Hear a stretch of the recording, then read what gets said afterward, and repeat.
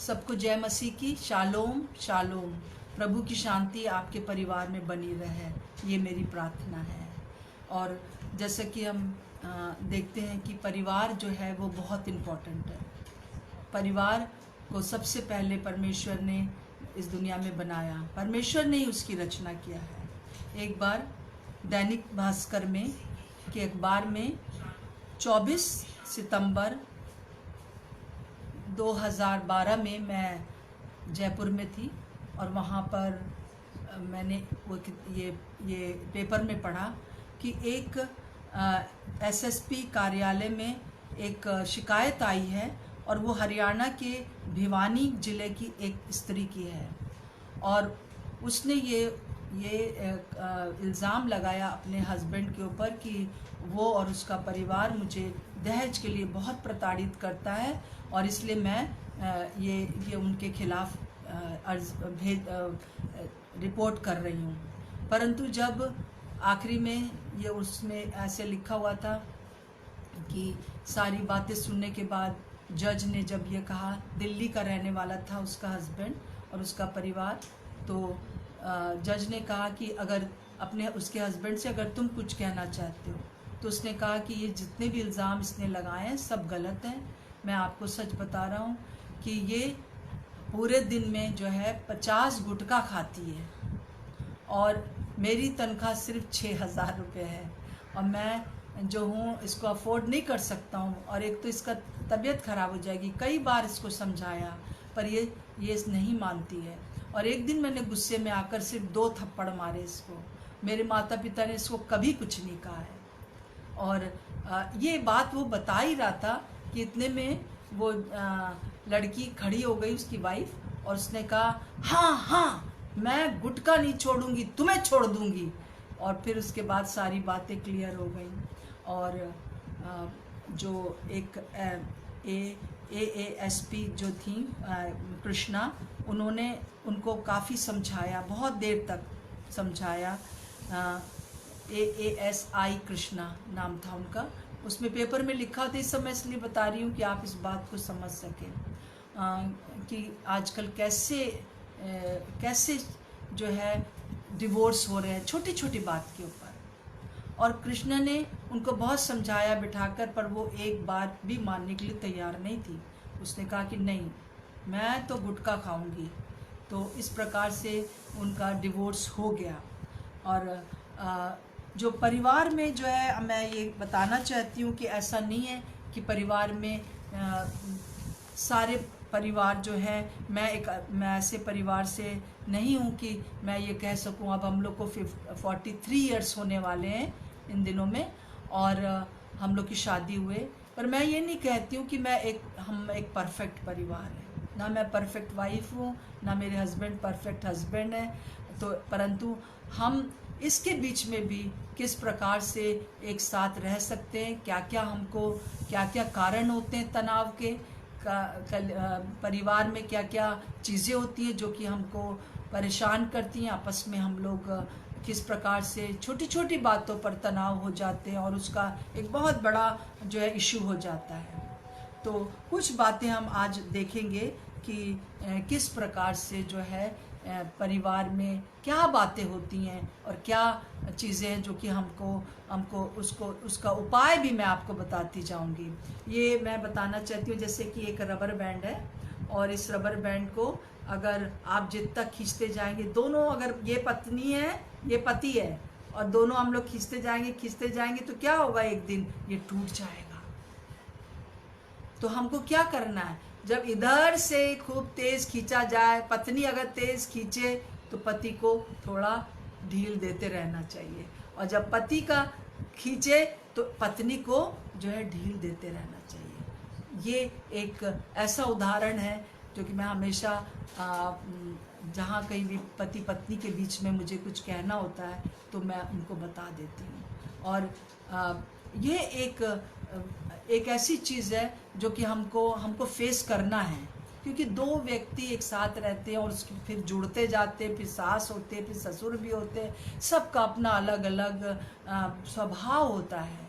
और उनके साथ जो है हम ये नहीं कह सकते कि सब लोग एक साथ सोचने लगे, नहीं सोच पाएंगे एक साथ। इसलिए तनाव होना तो ज़रूरी है। जैसे कहा जाता है कि अगर बर्तन है तो वो आपस में खड़खड़ाएंगे ज़रूर से, परंतु हमारे पास उपाय है, उन उपायों को भी हम देखते जाएंगे। और बहुत से कारण हैं कॉन्फ्लिक्ट होने के या आपस में तनाव के बहुत से कारण हैं।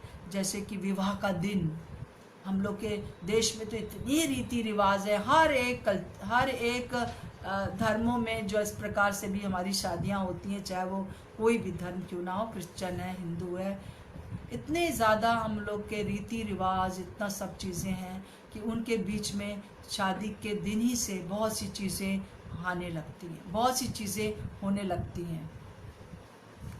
और दूसरा है अधीनता का गलत अर्थ निकालना।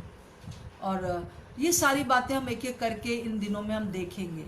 प्रेम और क्षमा का महत्व ना होना परिवार में।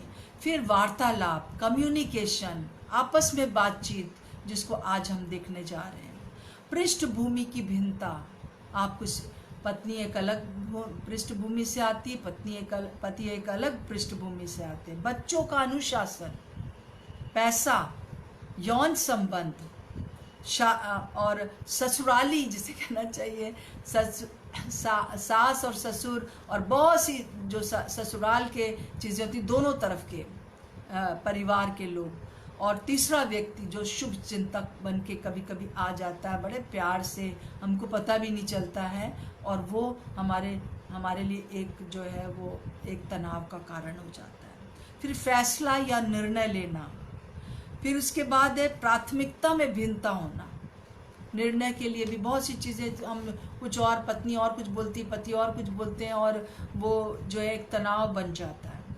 फिर प्राथमिकता का अलग होना, पति की प्राथमिकता अलग होती है, पत्नी की प्राथमिकता अगर अलग है तो भी तनाव होता है। फिर उसके बाद आत्मधारणा, हम कैसी आत्मधारणा से हैं, इसका बहुत इफेक्ट होता है। इसको मैं पहले आपको बता चुकी हूँ। और व्यस्तता, कितने हम लोग इस समय इतना व्यस्त रहते हैं, वो भी एक कारण है कि हम जो हैं वो इस प्रकार से तनाव में रहते हैं।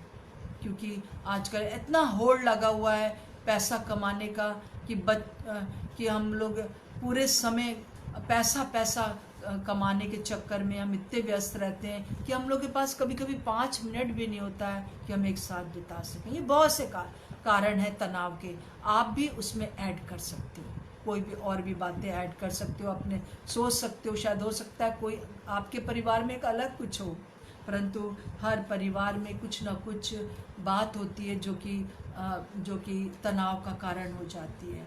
और आज जो हम लेने जा रहे हैं इस समय, वो है कम्युनिकेशन या हमारी बातचीत।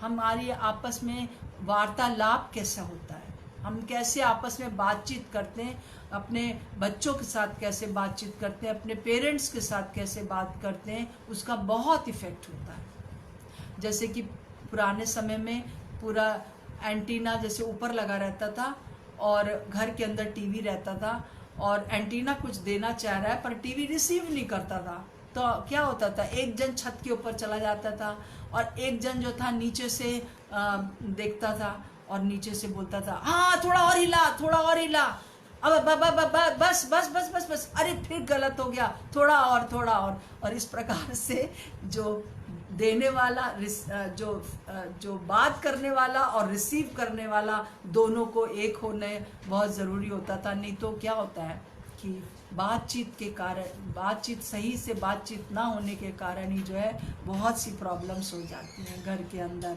हम देखते हैं कि एक बार एक कानपुर में एक हमारे यहाँ पर एक साउथ इंडियन ब्रदर आए थे, और जो कि हिंदी नहीं जानते थे, तो उनको कानपुर भेजा गया।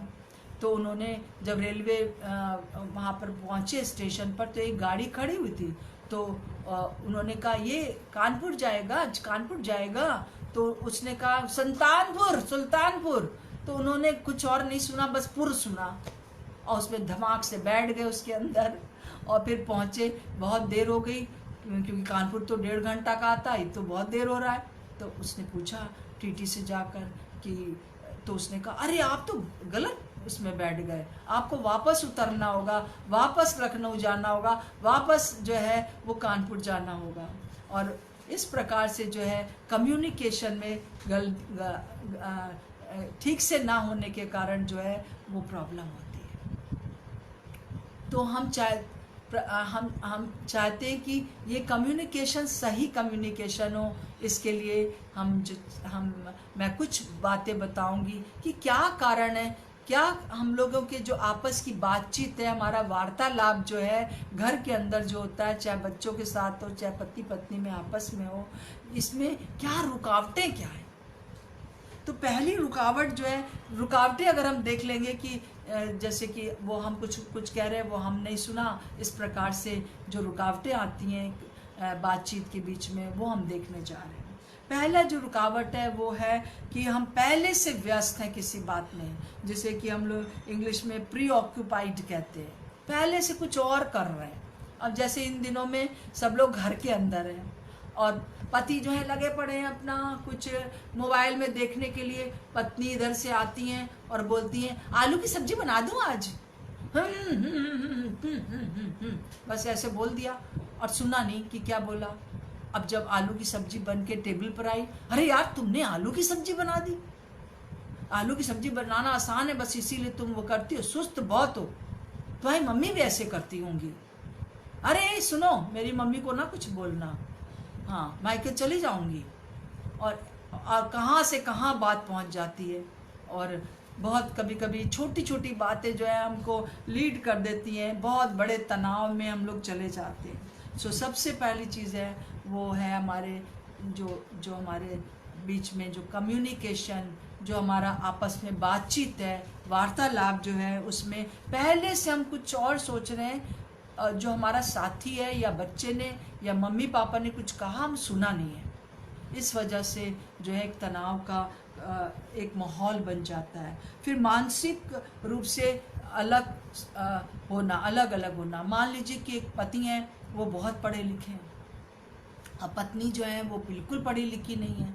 अब पति कुछ बता रहे हैं तो जैसे मान लीजिए पति ने कहा कि अरे शेयर बाजार जो है पूरा गिर रहा है, ये क्या होता है, अगर उसको पता ही नहीं है कुछ भी, तब क्या होगा, उनका कोई कम्युनिकेशन हो नहीं पाएगा, उनकी आपस में बात हो नहीं पाएगी और सिर्फ यहाँ तक ही बातचीत रहेगी। हाँ खाना खा लिया और सब राशन है, हाँ है, बच्चे स्कूल गए, हाँ स्कूल गए, और बस ये सब बातें, परंतु इससे बढ़कर कोई शेयरिंग नहीं हो पाएगी। और पति पत्नी हैं जो आपस में एक दूसरे की बात को समझते हैं, एक दूसरे को से बात करके अपने दिल को हल्का करते हैं। परंतु अगर इस प्रकार से है तो फिर उसके क्या होता है, कुछ भी नहीं हो पाता है मेरे प्रियो। बातचीत नहीं हो पाती। दूसरा है आत्मिक रूप से अगर हमारे अंदर भिन्नता है, मान लीजिए कि हम अलग अलग फेथ के हैं तो और बहुत मुश्किल हो जाती है। और अगर जो है स्त्रियां ज़्यादातर जो है आत्मिक बहुत ज़्यादा धर्मी टाइप की होती है, ज़्यादा प्रार्थना करना, ज़्यादा सब कुछ करना, तो हस्बैंड नहीं अगर उतना दिखाते नहीं है, वो हस्बैंड भी होते हैं कि वो धर्मी होते हैं, परंतु कई दफ़ा हम जो स्त्रियां हैं वो ज़्यादा भावुक होती हैं, इसलिए हम लोग को लगता है कि हम लोग ज़्यादा कर रहे हैं प्रार्थना। अब और इस वजह से जो है बहुत से बातचीत हो सकती है। डिनोमिनेशंस का अलग होना, जैसे कि अगर मान लीजिए आप क्रिश्चियन परिवार में हैं और आप सीएनआई चर्च जाते हैं या मेथोडिस्ट चर्च जाते हैं, और अगर कोई जो आपका स्पाउस है वो जो है वो पेंटिकॉस्टल चर्च का है तब क्या होता है, एक बड़ी टकावार हो जाती है, ए भैया ये गड़बड़ ना बोला करो, उसने तुम तो बिल्कुल नरक जाओगे, तुम ये है वो है, जबकि ये बात गलत है, नरक नहीं जाएगा कोई बिना अन्य भाषा बोले। इस प्रकार से हम लोग अगर अलग अलग सोच रहे हैं तब भी जो है वो हम लोग का जो कम्युनिकेशन है, हमारे जो बातचीत है वो नहीं हो पाती। इसी बात पर रोज़ तनाव होने लगता है। फिर रुचि में भिन्नता, रुचि में भी अगर भिन्नता हमारे है तब भी जो है वो एक हम लोग साथ नहीं दे पाते एक दूसरे का। एक जैसे कि जब बच्चे छोटे थे और मैं, मेरे हस्बैंड और बच्चे दोनों बैठकर, जब वो पता नहीं 8 दिन का 10 दिन का कितने दिन का क्रिकेट चलता है ना, वो एक के बाद एक देश खेलते जाते हैं, तो ये लोग जैसे ही वो आता था मुझे लगता था अरे बाप रे, अब तो ये लोग घंटों घंटों जो है बस यही हुल्लड़ मचाते रहेंगे कि ये जीत गया वो जीत गया, बस बैठे रहेंगे ये लोग, और मुझे अच्छा नहीं लगता था। और उसकी वजह से मुझे बड़ा तनाव होने लगता था कई बार। परंतु बाद में मैंने इस बात को कहा कि नहीं, मुझे इसमें रुचि लेना चाहिए, क्योंकि मेरे बच्चे इसमें रुचि ले रहे हैं। अगर दोनों स्पाउस की रुचियाँ अलग है ना, एक जो है बहुत अच्छा पढ़ना चाहता है हर समय कुछ, दूसरा जो है वो बिल्कुल पढ़ने का उसको बिल्कुल इंटरेस्ट नहीं है, तो कई बार ये छोटी छोटी बातों के ऊपर ही जो है बड़ी प्रॉब्लम्स हो जाती हैं घर में। फिर उसके बाद जो है चौथी बात है एज्यूम कर लेना, यानी सोच लेना कि मेरे जो मैंने कहा है वो सुन लिया, है ना, सोच लेना। जैसे मान लीजिए कि हस्बैंड जो है जा रहे हैं और आपने कहा कि भाई चीनी खत्म होगी, चीनी लेते आना, तो जो पति है उसने सुना नहीं, क्योंकि वो मोबाइल में बिजी थे या जो भी बात थी। तो अब जब सुना नहीं, तो जब लौट के आए तो हम पत्नी ने एज्यूम कर लिया, पत्नी ने सोच लिया कि सुन लिया, परंतु वो सुना नहीं गया था। तो इस प्रकार से जो है एक बातचीत में जो गैप आ जाता है उसमें जो है वो नहीं हो पाता है, लड़ाई होने लगती है, तनाव होने लगता है घर में। जैसे कि अगर हस्बैंड जा रहे हो और वो कहें कि तुम शाम के लिए जो है नाश्ता बना के रखना, मैं दोस्तों को लेके आऊँगा, और पत्नी लगी पड़ी है अपना बर्तन धोने के लिए, कुछ करने के लिए या कुछ और कर रही है, तो क्या होगा, वो उसने सुना नहीं, और हस्बैंड ने एज्यूम कर लिया कि मेरी वाइफ ने सुन लिया, उसने ऐसा सोच लिया। उसके भी जो होता है वो भी इस प्रकार से जो है बहुत आपस में जो है लड़ाई हो जाती है। फिर बिना बोली गई भाषा, नॉन वर्बल और बोली हुई भाषा, जो हम बोलते नहीं हैं परंतु हम अपने शरीर के द्वारा दिखाते हैं। जैसे कि अगर पति ने कह दिया कि जरा चाय बना देना, तो पत्नी ने कहा, बोला नहीं है परंतु बहुत बुरी तरह से अपना हाथ पैर पटका, और किचन में भी जब गई तो बर्तन की खड़र फड़र हो रही है, उठा पटकी हो रही है, और जब पति ने कहा कि तुम बड़े बदतमीज हो, थोड़ा चाय क्या बनाने के लिए कह दिया, तुमको कितनी परेशानी हो गई, तो पत्नी क्या कहती है, अरे चाय तो बना के दिया ना। तो इस प्रकार से बिना बोली हुई भाषा जो है वो ज़्यादा काम करती है जो बोली हुई भाषा होती है। हम अपने फेस से, अपने पूरे शरीर से लोगों को बता देते हैं कि हम क्या पसंद नहीं कर रहे हैं, क्या पसंद कर रहे हैं, और अगर वो चीज़ एक साथी को बुरी लग जाती है तो वो भी एक तनाव का कारण होता है, क्योंकि बातचीत में जो होना चाहिए नहीं हो रही है। फिर बिना बोली गई भाषा में जैसे कि हम टोन का इस्तेमाल, जैसे छठी बात है टोन का इस्तेमाल करते हैं ना। जैसे मान लो एक बहन ने मुझे कहा कि मेरे पति जो हैं वो बहुत गुस्सा हो जाते हैं और वहाँ ये करते हैं वो करते हैं, तो मैंने उससे पूछा तुम थोड़ा याद करके मुझे बताओ कि कब कब वो तुम्हारे पर बहुत गुस्सा हुआ। तो उसने कहा कि जब हमने कहा कि ज़रा राशन ले आइए, सुबह से शाम तक राशन नहीं ला रहे, तो शाम को होते होते मुझे बहुत गुस्सा आने लगती है, और फिर मैं बोलती हूँ। मैंने कहा तुम कैसे बोलती हो? तो उसने कहा कि मैं ज़ोर से बोलती हूँ और मैं भी खूब जो है उठा पटक करती हूँ। तो मैंने कहा अच्छा, आज से तुम एक काम करो कि ये ज़ोर से ना बोलो। अरे लाओगे कि नहीं लाओगे, हम लोग भूखे मरेंगे क्या, सुबह से बोल रहे हैं। तो मैंने कहा उसको कि तुम ऐसे बोलना कि प्लीज़ राशन ला दीजिए, प्लीज़ राशन ला दीजिए। तो और ये बात जो है बहुत कुछ काम में आ गई है ना। तो वो जो रिलेशनशिप था वो ठीक होने लगा। वो उस दिन जो था किसी भी प्रकार से उस बोलने के टोन के ऊपर जो है वो दुख नहीं लगा हस्बैंड को, और क्या कहते हैं वाइफ को भी इस प्रकार से हो सकता है कि किस टोन में आप बोल रहे हैं। एक चीज़ को हम एक अच्छे टोन में बोल सकते हैं और उसी चीज़ को हम बहुत बुरी तरह से भी बोल सकते हैं, तो ख्याल रखिए। तो इस प्रकार से ये 6 कारण मैंने आपको बताए हैं अच्छी कम्युनिकेशन ना होने का। पर इसमें अब उपाय हैं, बिना उपाय के मैं कुछ भी नहीं आपको बताना चाहती हूँ।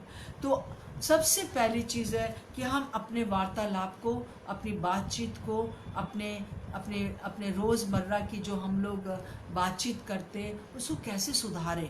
पहली बात, अच्छे सुनने वाले बनिए। अगर कोई कुछ कह रहा है, चाहे छोटा बच्चा भी आपको कुछ आके कह रहा है, तो सुनने वाले बनिए। जैसे एक बच्चे ने, उसको 10 आउट ऑफ 10 मिला था और उसने बड़ी खुशी से आके बताया, मम्मा जो थी किचन में थी, मुझे देखिए मुझे 10 आउट ऑफ 10 मिला। उसने अपनी कॉपी दिखाई तो मम्मा ने क्या कहा, अरे हाँ ठीक है, अपने पापा को दिखा दो ना, है ना। तो बच्चों क्या एक एक एक तनाव सा हो जाएगा उसको, एक उसके अंदर एक फिर दूसरी चीज़ों पर वो गुस्सा निकालेगा। का हमको अपने बच्चों की बात को बैठ के सुनना बहुत ज़रूरी है, अपने पति की बात को बैठ के सुनना बहुत ज़रूरी है। एक बार एक पति जो कि बहुत मेहनत करके काम किया करते थे और वो एक फैक्ट्री में काम करते थे और वो सुपरवाइज़र थे, बहुत तेज़ जो था मशीनें चलती थी और इस प्रकार से वो थके मांदे घर आते थे। और उस बेटी ने मुझे और उनकी पत्नी ने मुझे बताया कि मेरे हस्बैंड जो है बात ही नहीं करते, वो तो जब मैं बात करती थी वो घर्राटे लेने लगते हैं। तो मैंने कहा तुम बात क्या करती हो? तो उसने कहा अरे वही अपने बच्चों के बारे में, इनकी माँ के बारे में बताते हैं, अपना जो दुख, दुनिया का दुख होता है दिन भर में, वो बताते हैं। तो मैंने कहा कि अच्छा 1 महीने के लिए एक काम करो कि तुम उससे कुछ मत बोलो, जब वो आता है कुछ मत बोलो, उसको चाय पिलाओ, उसको अच्छे से बात, उस अपनी कोई बात ना बताओ, तुम उससे पूछो आज आपका ऑफिस में कैसे समय रहा। तो उसने कहा ठीक है मैं इसको करती हूँ। तो जब थोड़े दिनों के बाद उसने मुझे फ़ोन किया और कहा कि सचमुच में आपने बहुत अच्छा कहा कि मैं उनकी सुनूं, क्योंकि मैं तो उनकी सुनती नहीं थी। उन्होंने मुझे बताया कि मैं ऑफिस में बहुत परेशान हूँ, कैसे रोज़ आजकल बॉस से मेरी अनबन हो रही है, क्या क्या हो रहा है, और मैं बहुत थक जाता हूँ क्योंकि वो टेंशन बहुत ज़्यादा है। मैं यहाँ तक ये सोच रहा हूँ कि मैं नौकरी छोड़ दूँ। ये सारी बातें वो उनके पति के अंदर थी, पर पत्नी तो अपनी बातों में, बस अपनी बातें बताने में उसको ज़्यादा वो था, पति की बात सुनना नहीं चाहती थी। परंतु मेरे प्रिय बहनों, मैं आपसे कहना चाहती हूँ कि पति जो है वो, आपने कभी किसी पति को नहीं सुना होगा, पुरुष को, कि वो अपनी पत्नी की बैठकर बातें कर रहा हो। हम लोग थोड़ी सी देर के लिए भी ट्रेन में बैठते हैं या बस में बैठते हैं, पूरा बात बोल देते हैं, मेरा हस्बैंड ऐसा, मेरा हस्बैंड ऐसा। परंतु कभी भी आपने किसी पति को जो है अपने पत्नी के बारे में कुछ भी कहते नहीं सुना होगा। बहुत कम होंगे ऐसे जो कि पत्नी की बुराई करने बैठे या अपने घर की बातें बताएं। अगर कोई उनका सुनने वाला है तो सिर्फ आप हैं। और उसी प्रकार से पति के लिए भी मैं कहना चाहती हूँ, जब आप ऑफिस से आते हैं या आप कहीं से आते हो या दोनों जन एक साथ आते हो, क्योंकि आजकल दोनों जन काम करते हैं, दोनों एक दूसरे का जरूर सुने कि दिन भर में क्या हुआ, क्या परेशानी हुई, पहले वो बोले फिर वो बोले, और हम दोनों एक दूसरे का सुनने वाले हों। जब हम एक दूसरे का सुनते हैं ना अच्छे से, और सुनना ये नहीं कि देख बातचीत तो इधर हो रही है और हाँ ठीक है ना, और दूसरों कहीं और भी बात कर रहे हैं, कहीं और किसी तरफ और देख रहे हैं, इधर देख रहे हैं उधर देख रहे हैं। नहीं, आँख से आँख में डालकर बात करिए। जब कोई दुख की बात कोई बता रहा है, कोई परेशानी की बात बता रहा है, चाहे पत्नी है, चाहे पति है, चाहे बच्चे हैं, चाहे मम्मी पापा हैं, आँख से आँख, इससे जो है कम्युनिकेशन में एक बहुत अंतर आता है। और उससे अच्छा होगा कि आप हाथ पकड़ लीजिए या छू कर बात कर लीजिए। अगर आप बात कर रहे हैं, हाँ बताइए क्या, तो जब जितना हम सुनते हैं उतना जो है उस व्यक्ति को जो है हीलिंग मिलता है। और ये जो टेंशन होती है वो घर में कम होने लगती है। और फिर उसके बाद जो है दूसरा है, ऐसा ना सोच लें कि जो हमने कहा है कि वो स्पाउस ने या साथी ने सुन लिया है। दोहराइए, अगर कोई बहुत खास बात है दोहराइए। हाँ तो आपने क्या कहा कि कितने लोग आएंगे शाम को, मुझे क्या क्या बनाना, अच्छा दही बड़ा बनाना है और समोसा बनाना है, और ये पूरा डिटेल पूछ लीजिए, कोई बात नहीं है, थोड़ा टाइम लगेगा। अपना बर्तन या कोई भी जो काम आप कर रहे हो उसको छोड़ के आप सुनिए। उसी तरह से अगर पति मोबाइल में लगा हुआ है तो पत्नी की बात को सुनने के लिए थोड़ी देर मोबाइल रख दीजिए, सुन लीजिए कि वो कह रही है कि आलू की सब्जी बना रही हूँ। अगर आलू की सब्जी आपको नहीं पसंद तो आपको तब आप कह सकेंगे कि नहीं भाई ये मत बनाना, ये आलू की सब्जी बहुत खा लिया, नहीं अच्छी लग रही है। सो जब हम इस तरह से बातचीत करते हैं, हम एज्यूम ना कर लें कि वो सब सुन लिया गया। हम उनको बताएं कि हाँ आपने ये कहा है। और इस प्रकार से जब हम छोटी छोटी बातों को ध्यान देंगे तो ये जो हमारी बातचीत के द्वारा जो हमारे घर में तनाव होता है वो नहीं होगा। फिर विचारों में भिन्नता होगी। याद रखिए,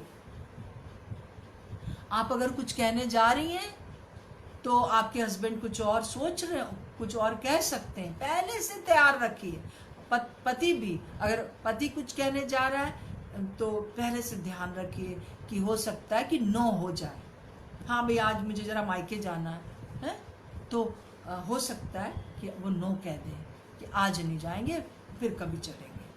तो उसके लिए तैयार रहिए। अगर आप तैयार नहीं होते हो नो सुनने के लिए या विभिन्न बातों को, दूसरी बात को सुनने के लिए, तब जो है परेशानी हो जाती है। यहाँ तक कि कोई पति पत्नी बड़े बड़े डिसीजन ले लेते हैं और डिस्कस नहीं करते हैं, क्योंकि उनको ये लगता है कि अगर हम बोलेंगे तो ये तो मना ही कर देगा। एक बहन ने एक घर खरीद लिया, एक भाई ने एक कुछ और जो है इस प्रकार से बिना पूछे अपनी पत्नी के, बिना डिस्कस किए दूसरी जगह घर खरीद लिया। सो जब उनको पता चला तो कितना हर्ट होगा। सो हमको जो है विचारों में भिन्नता हो चाहे ना हो, परंतु हमको शेयर करना जरूरी है। भिन्नता होगी, इसके लिए तैयार रहिए। फिर पुरानी कब्रें ना खोदिए, है ना, पुरानी कब्रें ना खोदिए। कभी कभी कोई छोटी सी बात हो जाती है घर में तो हम कहाँ पहुंच जाते हैं, अच्छा 2 साल वो लड़की के साथ तुम्हारी दोस्ती थी ना, हम सब समझते हैं तुम हो ही ऐसे। वो 2 साल की बात को कब्र में डाल दिया है, उसको मत खोदिए। अगर खोदेंगे तो बदबू आएगी। अरे तुम्हारे मम्मी पापा ने तो मेरे साथ बहुत बुरा किया, जब मैं यहाँ घर पर आई तो उन्होंने हमेशा मेरे साथ ऐसा करते, ये वर्ड्स ना बोलिए। ये सारी चीज़ें जो हैं आपके घर में तनाव उत्पन्न करती है। जो आपने एक बार कब्र में डाल दिया, कल का कल खत्म। जो लोग ऐसा करते वही जो है रबर बैंड, जैसे मैंने कहा ना, खींच वाली बात पूरा नहीं खींच पाता है, एक जन जो है थोड़ा सा ढील दे देता है। ठीक है, हाँ। तो हमको इस प्रकार से जो है हमको अपनी पुरानी बातों को भूल जाना है, उन्हें क्षमा करना है रोज़। जैसे मैं पिछले दिनों आपको बताया, रोज़ क्षमा करें अपने पड़ोसी को, रोज़ प्यार करने के लिए रोज़ क्षमा करें। फिर उसके बाद चुप ना रहें, बोलचाल बंद ना करें। बाइबल बताती है कि सूर्य अस्त तक होते होते हमारा गुस्सा खत्म हो जाए। ये जो ना बोलना है ये बहुत डेंजरस होता है। फिर बच्चों को हम पोस्टमैन बना देते हैं, जो अपने पापा को ये कह दो, जो अपनी मम्मी को ये कह दो खाना नहीं खाऊंगा, जो अपने पापा को कह दो कि खाना तैयार है, टेबल पे लगा है। बेचारे बच्चे पोस्टमैन की तरह इधर उधर भागते फिरते। सो कभी ना ये करें। ये चीज़ें जो हैं आपके घर में जो है वो एक तनाव लाती है, और इस प्रकार से ना करें। चुप ना रहें। अपने बच्चों के साथ भी, मतलब कभी दफ़ा हम लोग गुस्से में उनको कहते हैं हम तुमसे बात नहीं करेंगे। ठीक है, बात ना करिए, 4-5 घंटे से ज़्यादा ना रुकिए, क्योंकि वो बच्चा परेशान हो जाएगा ना। कभी कभी सास और बहू में बात ही नहीं हो रही है, और अगर प्रभु आपके अंदर है तो मैं आपको बताना चाहती हूँ, आप बिना बात किए सो नहीं पाएंगे, और और हमको जो है बातचीत जरूर करके करके रेकनसाइल करके मेल मिलाप करके ही हमको रहना है, तभी हमारा घर जो है बहुत दिन तक अच्छे से रह पाएगा। नहीं तो एक छत के नीचे रहते परंतु डिवोर्स रहता है ना। फिर उसके बाद जो है अपनी गलती मानने के लिए तैयार हो। कई दफ़ा हमको पता होता है कि मैं गलत हूँ पर हम मानते नहीं, हम अपने अपने उसको ही जो है गलती साबित करते हैं, तो हमारा कम्युनिकेशन, हमारी बातचीत अच्छे से नहीं हो पाती है। हमको अच्छे से बातचीत करने के लिए हमको जो है वो अपनी गलती मानने के लिए तैयार होना है। क्षमा करने और क्षमा मांगना जरूरी है। बहुत कठिन है। और एक कठिन बात मैं आपको और बता रही हूँ, जिससे कि आपके परिवार में हमेशा जो है तनाव अगर आएगा भी तो तुरंत ख़त्म हो जाएगा। जैसी आपसे कुछ गलती हुई है, जिससे भी, चाहे पुरुष जिसकी भी गलती है या नहीं है, और गलती है तो तुरंत क्षमा मांग लीजिए। और इस तरह से ना कहिए अच्छा सॉरी भाई, कह तो दिया सॉरी, नहीं आपको कहना है मैंने ये गलती किया है, क्या आप मुझे माफ़ करेंगे, क्या तुम मुझे माफ़ करोगी। इवन अपने बच्चों से भी, माफ़ी मांगने में कुछ भी पीछे ना हटिए। तब आपका जो घर में रिश्ता है, जो बातचीत है, उसके द्वारा आपका रिश्ता मजबूत होगा। एक बार मेरा जो बेटा अर्पण है बड़ा, अभी तो बहुत बड़ा हो गया, और परंतु जब वो बहुत छोटा था तो शायद 8-10 साल का था, समझदार था, और मैं किसी और चीज़ के लिए गुस्सा थी। कई दफ़ा होता है ना कि किसी और बात पे गुस्सा है और बच्चों के ऊपर गुस्सा निकाल देते हैं। छोटी सी बात तो मैंने उसकी बहुत धुनाई कर दिया, खूब पिटाई किया, परंतु बाद में मुझे लगा कि अरे ये तो मैंने बड़ी गलती कर दी। इतनी बड़ी तो उसने नहीं गलती किया था कि मैंने उसको इतना मारा।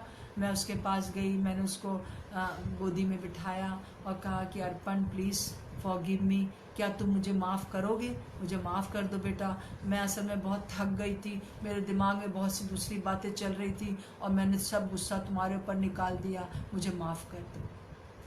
और उसने तुरंत मुझे अपने गले लगाया और रोने लगा।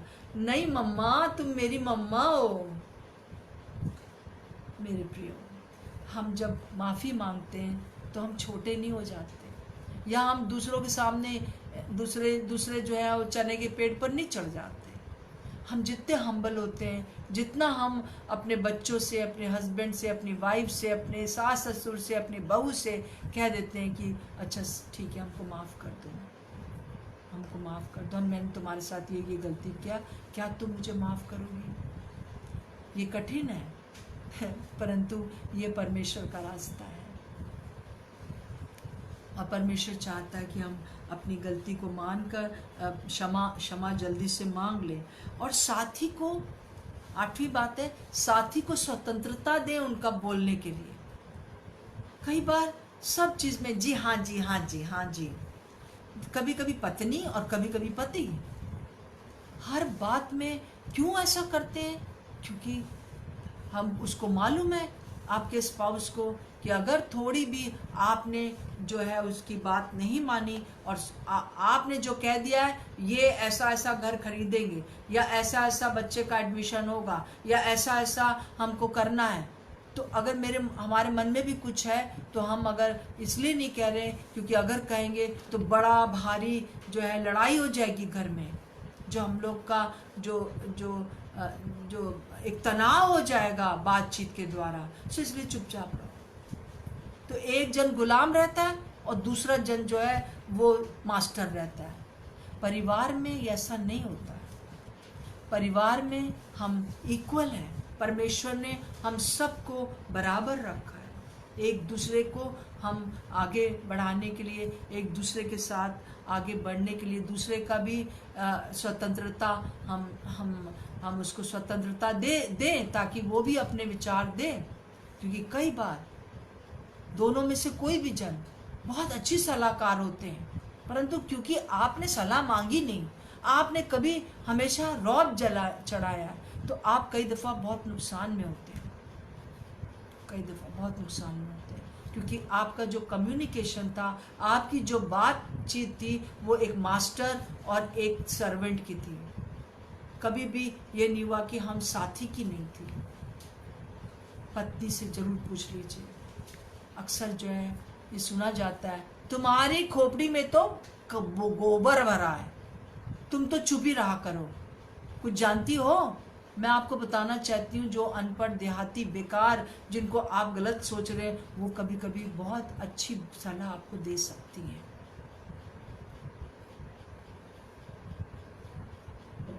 पर कम्युनिकेशन जो है होने के लिए हमको अपने साथी को स्वतंत्रता देना जरूरी है। फिर उसके बाद बोलते समय हमें एक आदर से बोलना चाहिए, है ना। मैं एक थोड़े दिन के लिए एक सीरियल देखा था मैंने, क्या भाभी जी घर में हैं। ये सीरियल मुझे बहुत खराब लगने लगा। मालूम है क्यों?